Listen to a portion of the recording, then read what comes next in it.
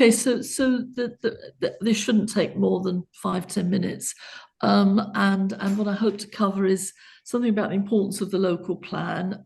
In particular, I think it's no surprise that the climate emergency is getting more and more acute, and the local plan is an important device for addressing climate change, both through adaptation and reducing carbon emissions. And as an organisation, NCAF would want its voice heard in that respect in the local plan. I loved the phrase. I've written it down. Shift the power structure, I think you said, Paul. And right from the start, we've said that this is, and we're talking back to 2021 really, when the first local plan was the draft was published. We want to engage decision makers in critical, constructive discussion, and in that respect, I'd like to reinforce what Francis said. I know it's not all about money, but sometimes money helps. So in this situation, it is about voice, and it is about people, and it is about groups contributing. As NCAF, we've contributed formally to the local plan, but related policy documents, the Climate Action Plan review, which is due to feed back to the, I think, Environment Forum early in the new year, and we fed back formally on the Blue-Green Strategy, but we've also run a range of social media campaigns through NCAF. We're a collection of groups more against the same, Paul. The Enfield Society, I noticed Dave's here, Enfield Road Watch, Better Homes Enfield, White Webs. We're all working together on this. I'll be talking a little bit about what we know now, which is not, frankly, a huge amount. The devil will always be in the detail, and the plan hasn't been, or the revised plan hasn't been published yet.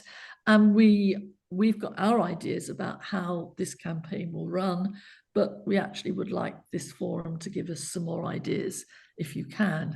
Next slide, Francis, please. Okay, thank you. Some of you may remember #Debate Enfield's local plan.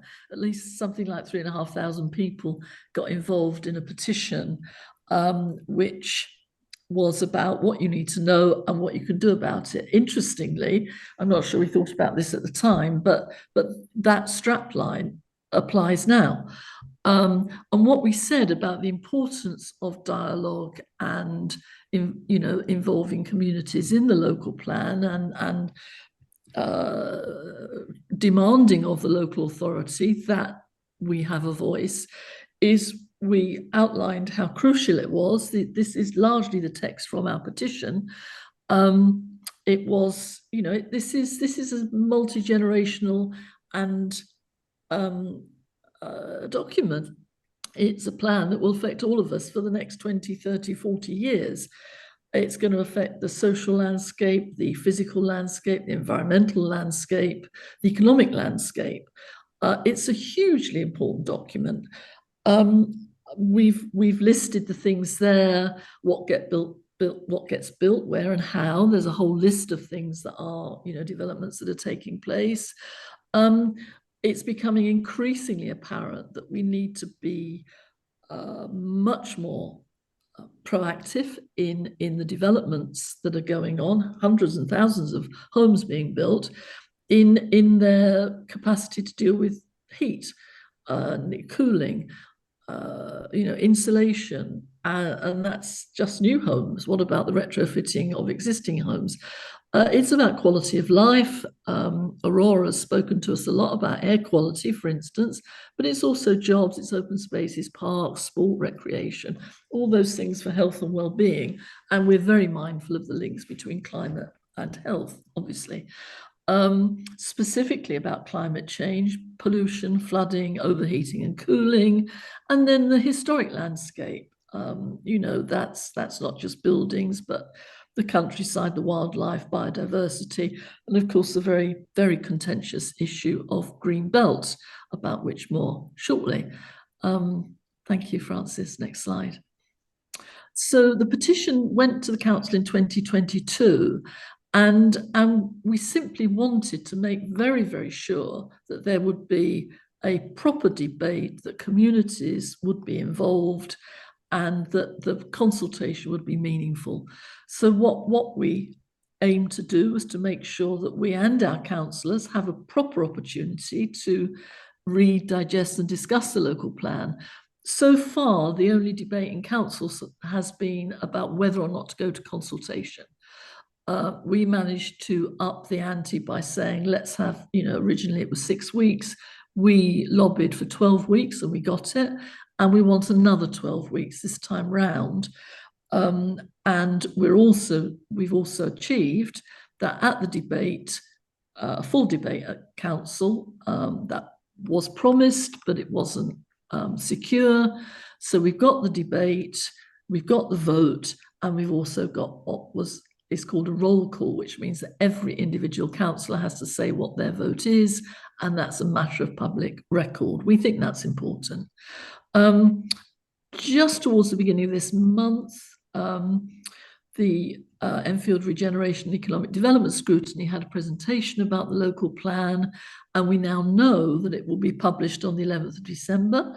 There's not another NCAF forum meeting, I think, before January, so that's why I'm speaking now in advance of the publication.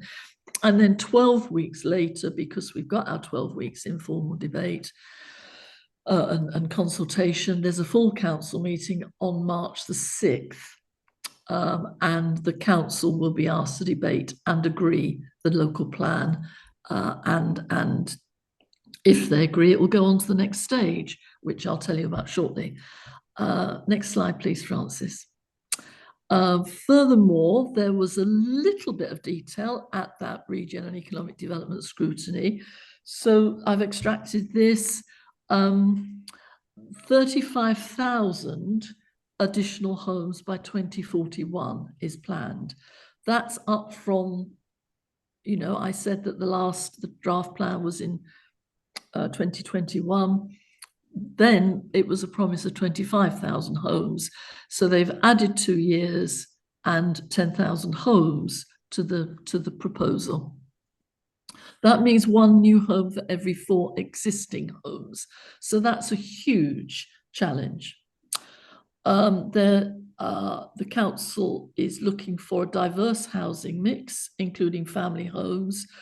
We know that there's a shortage of family homes, 3 rooms in Enfield. And of course, the 1 new home for every 4 existing homes is about the number of homeless people in Enfield, which is much, much, much too high. I mean, even 1 homeless person is high, but in Enfield, we have a lot of homeless people, and that really needs to be dealt with. But the homes provided need to be appropriate, and they need to be affordable. And then through a process of seeking sites for development, the council has got additional urban and rural sites for housing and employment compared with last time, and that involves a 13% release of green belt, which is quite substantial. Next slide, Francis, please. Just to give you an idea, this is a slide that was used in the presentation. It's on the committee reports. Just a couple of things to point out. These are the major change areas, placemaking areas. So it's a bit difficult to see, but I can point out this one up here is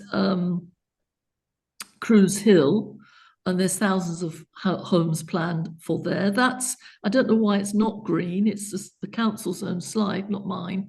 I don't know why it's not all green, because it is the green belt. This is Chase Park.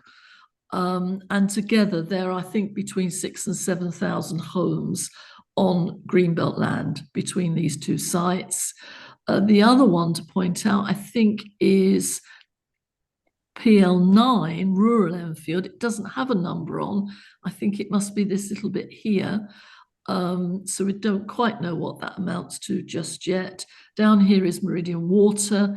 As you've heard, we're campaigning for a park down there, because if you look at the green space up here in the northwest of the borough, and then you look at what's available in the southeast of the borough, There is a desperate need for green space because in climate emergency times, those green spaces are immensely valuable to mitigate, the inner city, the heat that you get from loads and loads of concrete compared with loads of green space. So they're the areas that are being targeted for placemaking and development. Next slide, please. Okay, there I've 25,000 homes. This is the updated evidence. It's a council slide. Some for industry and logistical floor space by 2039, but that's been upped to 35,000 homes and 300,000 square meters of industrial logistical floor space. That's SIL, that's strategic and industrial land. That is a major strategic ask for the mayor of London, because obviously jobs and the economy are important. And it's the devil will again be in the detail about where this is and how it's developed. Why the council is able to update in this way is it says that it's got the evidence, it's got more sites for potential development, and it's updated its assessment. Tesco and IKEA are down to put in more homes around Meridian Water, so that adds to the mix. Additional housing sites and more up-to-date information, and lots of testing and scrutiny of the evidence they've got. So that's a justification for upping the ante between the last plan and this one from the council's perspective. Next slide, please. You will know that there was a consultation and a lot of social media calls for people to respond to the local plan, both from us and all sorts of other organisations. So the fact that the council got 7,000 responses is pretty unprecedented. That's huge. The sorts of things that people were saying was the need for additional housing, support for more affordable homes, concerns about whether or not that's deliverable, because I can't go into it now, but affordability when private developers are, getting the major part of these developments. I've put these in bold because we want to talk a little bit more about them. This is a direct quote: opposition and support for Greenbelt release, opposition to tall buildings. NCAF put in some critique of tall buildings from a climate perspective. There's a need for infrastructure, and if you're going to build on 13% release green belt, there's no infrastructure there, so there's a massive concern about that, as well as the detail of what's included. And Dave's here, and we went to look at Merry Hills Way not that long ago, because that's an area, that beautiful piece of green belt is being targeted for housing. And then loss of large supermarkets and associated parking was also something that the consultees responded to in a big way.